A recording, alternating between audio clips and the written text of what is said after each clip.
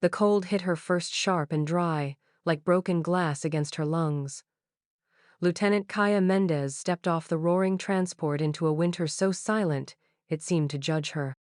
The forward operations base sat tucked into a remote border valley, flanked by skeletal trees and stained concrete.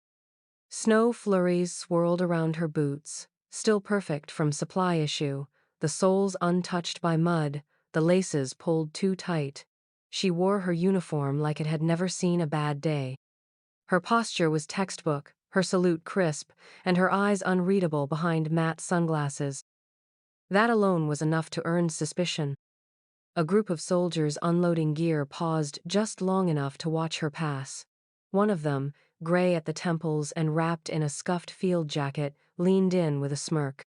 "Another PR doll," he muttered, just loud enough to carry over the drone of the departing engines. Laughter followed, dry and thin as the wind.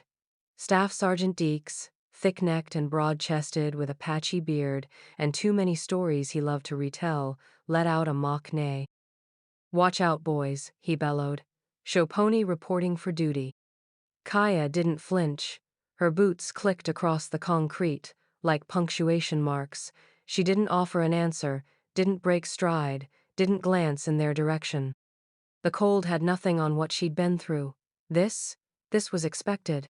She made her way past sandbagged posts and security checkpoints to the command trailer, where a weathered placard reading, COL, Bramwell, CO, was bolted beside the door. Inside, warmth fought with the stale air of too many old reports and stronger coffee. Colonel Bramwell looked up from his desk, his expression neutral beneath a thick mustache and a pair of world-weary eyes. "Lieutenant Mendez," he said, standing with practiced formality. "Welcome to FOB Rookspire." "Sir," she said, offering her orders. He glanced at them, nodded. "You're young." "Yes, sir." "You've done well, on paper." "Yes, sir." He eyed her a moment longer, something simmering beneath the surface that didn't quite reach his voice. "We're a frontline buffer here. Tension's high. Comms is your assignment. You'll rotate with Staff She-T, Deek's crew. Stay sharp, but don't try to impress anyone." She nodded once. He added, almost as an afterthought, "Out here, medals mean less than scars." She saluted again, pivoted on her heel, and left without a word. Outside, the wind greeted her like an old adversary. The base felt smaller now, tighter. Soldiers passed her in silence, some with open amusement, others with cold indifference. Nobody said welcome. By nightfall, her assigned bunk was just another cot in a long metal barrack that smelled like sweat and industrial soap. She unpacked in silence. No one spoke to her, though eyes followed her hands as she folded her gear with military precision and hung her coat just so. She noticed it before she opened her locker. A piece of paper taped dead center. It was a cartoon sketch. A pony, bright-eyed and grinning, held a massive radio in its hooves. The speech bubble read, 10-4, boys. The show ponies got the mic. Laughter sparked at the other end of the barrack, low and scattered. Kaya stared at the drawing. Then she peeled it off, slowly, deliberately, folded it in half once, then again, and slid it into the waste bin. Her face remained expressionless, but her hands paused for a moment over her rucksack before resuming their mechanical work. Behind her, jokes continued in hushed tones. She didn't turn around. She had a cot, she had her gear, she had the call sign they didn't know yet. And when the time came, they'd remember it. The comms tent was perched like a metal blister on the edge of the ridgeline, a skeletal structure wrapped in canvas and cold. From its narrow viewport, you could see the treetops below stretch into the fog, sharp and unmoving like frozen spears. Inside, the air hummed with static and the low churn of heaters that barely worked.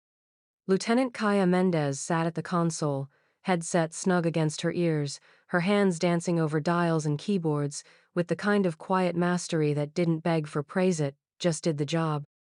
She spoke rarely, but when she did, her voice was clear and crisp, no wasted syllables. Her SITREPs were filed early.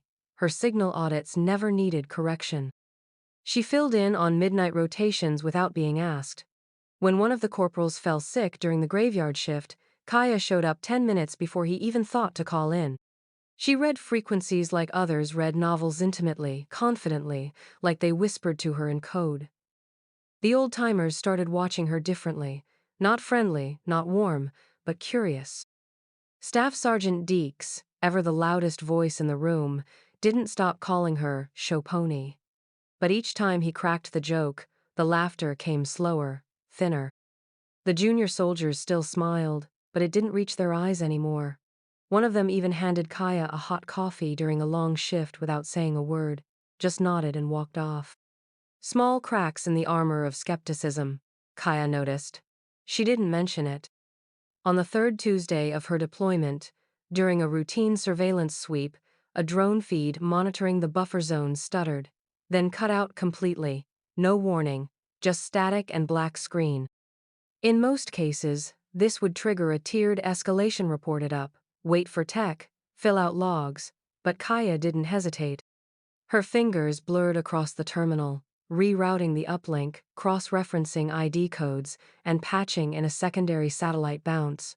Her headset crackled with half a dozen overlapping voices. She silenced them all with a single command and switched frequencies in under 4 seconds. Alpha 0, this is Rookspire Ridge. Reacquired feed on alternate channel 7, Bravo. Confirming visual now repeat, confirm. Tracking resumes at grid, Lima, 6. Her tone didn't shift. Her heart rate didn't spike. She moved like someone who'd done this under pressure before. Real pressure. Someone on the command line murmured, just above the background chatter, "Who trained this girl?" The feed came back seconds later, glitchless, clear, threat averted, no medal, no applause, just a brief silence in the tent. Later, during a routine comms log review, Sergeant Renshaw from Intel raised an eyebrow. "Call sign says Siren?" he asked, scrolling through the encrypted tags Kaya had used during the feed recovery. No one in the room responded. "Never heard of that one." Another officer, older, a little paler than before, looked up from his clipboard. "I have," he said quietly, then said no more. By morning, the tent was thick with speculation. Siren. A name passed between whispers, never too loud, never in front of Kaya. Some said it was a ghost code name from covert Black Ops units. Others swore it was just a coincidence. But one thing was clear, no one laughed when Deke said, "show pony" that day. And Kaya, for her part, said nothing. Just logged another shift, calibrated another scanner, and disappeared into the white noise of war. The first light of dawn cut like a blade across the frost-covered hills, bathing the valley in shades of silver and gray. Condensation clung to every surface aerials. Helmets, metal crate sand, turned breath into ghost trails in the cold air. The joint field exercise had kicked off at 0500 sharp. Multinational flags flapped on makeshift poles, radios buzzed with cross-lingual chatter, and the air carried the distinct hum of something controlled. Scripted. Safe. Lieutenant Kaya Mendez sat at the fold-out comms station inside a mobile tent wedged into the ridgeline above the exercise field. Her posture, as always, was composed. One gloved hand rested on a frequency dial, the other scribbled notes onto a log pad that was already half full. The simulated hostage scenario was underway, one squad moving to breach a mock facility, another providing air reconnaissance with a drone Kaya had personally recalibrated the night before. Everything was running smooth. Until it wasn't. The first anomaly came as static, then dead air. Kaya adjusted the gain. Nothing. Channels began going dark one by one. A communications blackout, fast and deliberate. She stiffened slightly, eyes narrowing. Just beyond the canvas wall, the base's generators whined under strain. From her earpiece, a burst of unintelligible feedback screeched before cutting to silence. And then, over the open line, a voice crackled. Not one of theirs. Foreign, harsh, confident. Unidentified force, not part of the drill. Within minutes, chaos unfurled like smoke. Ground teams lost contact. The exercise commandera British colonel was demanding intel that wasn't coming. Signals were jammed. Drones were grounded. The enemy hadn't just breached the perimeter, they were moving like they'd planned it, like they'd been listening all along. Inside the command tent, officers barked over one another, scrambling to isolate the breach. Maps were unrolled, laptops rebooted, tempers frayed. Kaya stood up. She didn't ask permission. She simply moved to the primary comms chair, dropped into it, and without waiting for instruction, pulled her personal override plug from her vest.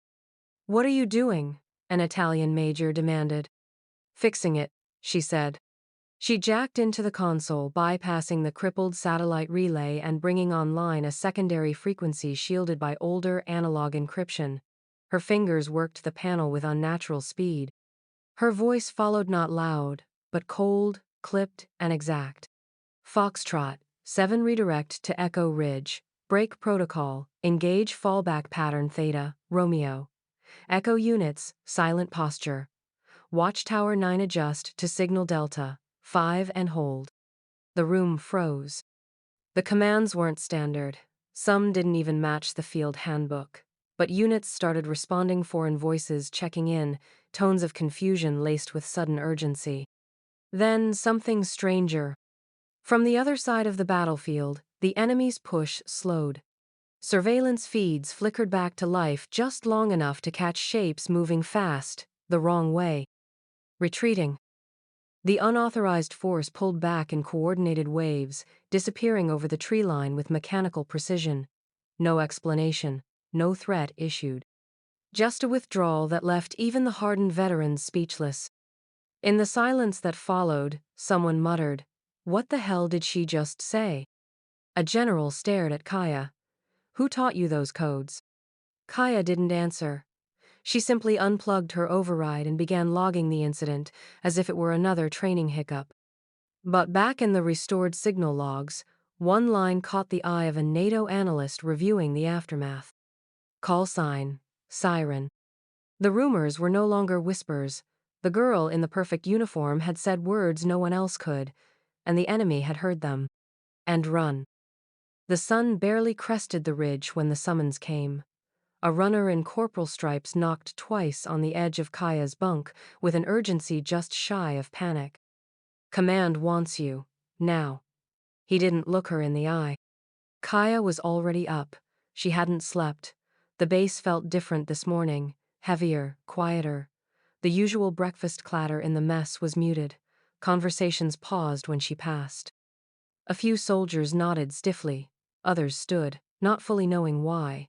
She caught glimpses of herself in windows, reflections of someone still in the same uniform, but no longer seen the same. Deeks was gone. His bunk stripped clean. No word. No explanation.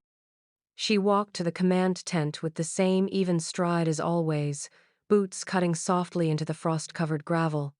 But today, no one whispered "show pony" behind her back. They watched her like they were waiting for something. Inside, the air was sharp with tension and heat. A half-dozen figures stood around a central projection screen: Colonel Bramwell, 2 NATO intel officers, and several faces she didn't recognize. Rank heavy. High clearance. No small talk. Colonel Bramwell nodded toward her, expression unreadable. "Lieutenant." She returned the gesture. "Sir." One of the NATO officers tapped a keypad. The screen flickered, and the room dimmed. Audio began to play raw, untranslated enemy chatter recorded from field intercepts during the failed assault the day before.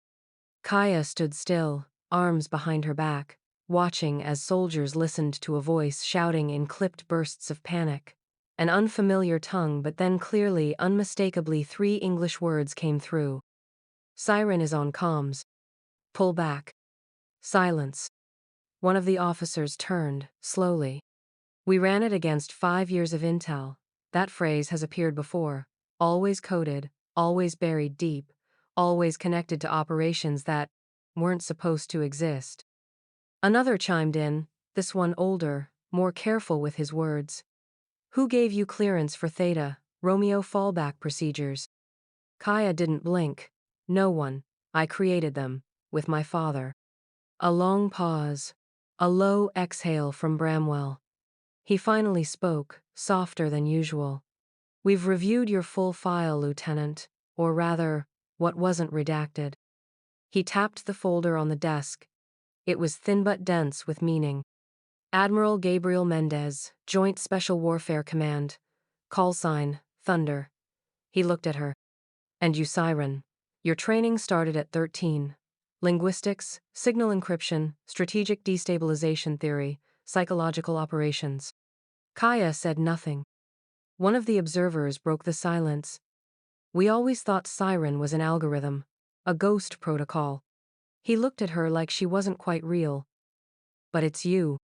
Kaya only nodded. It was never meant to be public. Bramwell closed the file. It's public now. The next day, the base was visited by press. Not the cameras and microphones of tabloids, but serious men and women from military review boards, international command centers, and silent dignitaries flown in under classified itineraries. The soldiers stood straighter. The story had moved faster than the wind across the ridge, faster than gossip ever could. By the end of the week, Kaya was reassigned to lead a new Joint Operations Task Force in signal warfare and battlefield intelligence. Her quarters moved closer to command. Her name whispered like folklore. No one ever taped another drawing to her locker. When she passed, soldiers stood. Not for a show pony, but for a legacy. A call sign turned myth, a name that made enemies retreat before a single bullet was fired. A warning whispered over enemy comms like a ghost story with teeth. Siren.